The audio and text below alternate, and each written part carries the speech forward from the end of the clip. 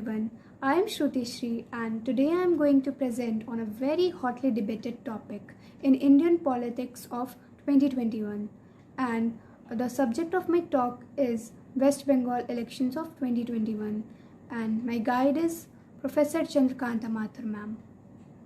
So the table of my content includes introduction, what are elections, why elections are needed, what is election commission, electoral process in India, West Bengal elections of 2021, schedule, major political party alliances, major political party candidates, political issues, results, and aftermath. Giving a brief introduction. India is a constitutional democracy with a parliamentary form of government, and at the heart of the system is a commitment to hold free, fair, and regular elections. Not only this, election helps to solve the problem of succession in leadership, and thus it contributes in the continuation of democracy. The most important question is what elections are. It is a formal group decision-making process by which a population chooses an individual or multiple individuals to hold public office. Elections plays an important role in our lives because in it the voters can make any choices. They choose who will make the laws for them. They can choose who will form the government and take major decisions for them. They can choose the parties whose policies will guide the government. What are electoral constituency? In our country, all follow an area-based system of representation. The country is divided into different areas for purpose of elections. These areas are called electoral constituencies. The voters who live in an area elect one representative. Election Commission plays a vital role in conducting elections. Elections are conducted by the independent and powerful Autonomous Election Commission because it is a permanent and independent body established by the Constitution of India. Let's turn to the next part, that is electoral process in India. Electoral process in India is divided into several processes, which includes filling of nomination, analysis of nominations, campaigning for elections, voting day, polling day, vote counting day, and result declaration, and finally the formation of ruling party. So the question may arise why I chose this topic. So I chose this topic because it gives an overview of what elections are, why elections are needed, the role of election commission, and the most important thing which I find is the elections of West Bengal, how alliances were made and how party worked. A little background check on the electoral system of West Bengal elections. Outlined in Article 168 of the Constitution of India, the West Bengal Legislative Assembly is the only house of the unicameral legislature of the West Bengal and not a permanent body and subject to dissolution. The tenure of the Legislative Assembly is 5 years from the date appointing for its first sitting unless dissolved sooner. Members of the Legislative Assembly are directly elected by the people.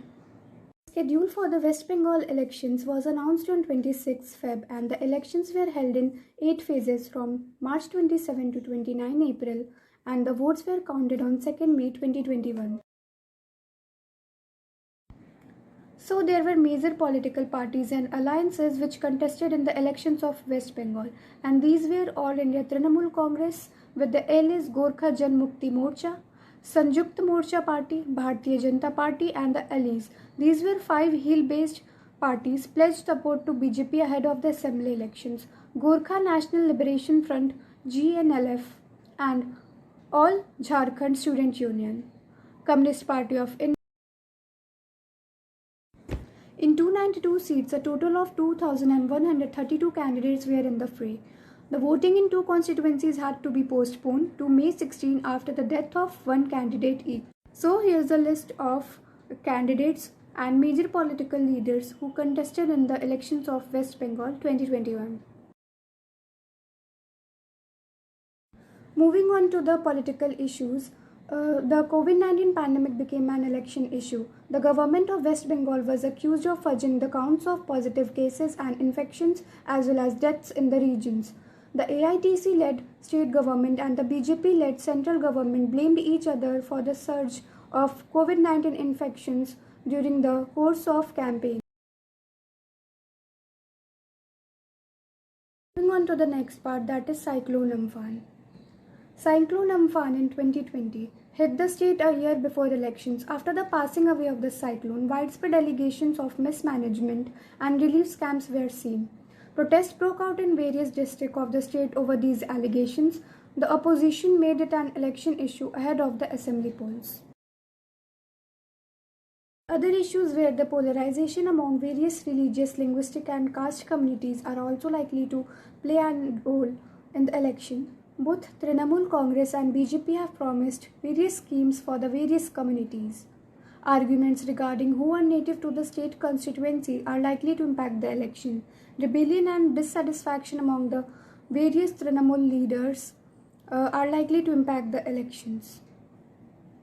The BJP's Bengali booklet was released in January 2020 that claimed the National Register of Citizens will be implemented to identify the allegedly undocumented illegal Muslim immigrants but religiously persecuted Hindu, Sikh, Buddhist, Christian, Jain, Parsis and other religious minorities will be shielded by the Citizenship Amendment Act.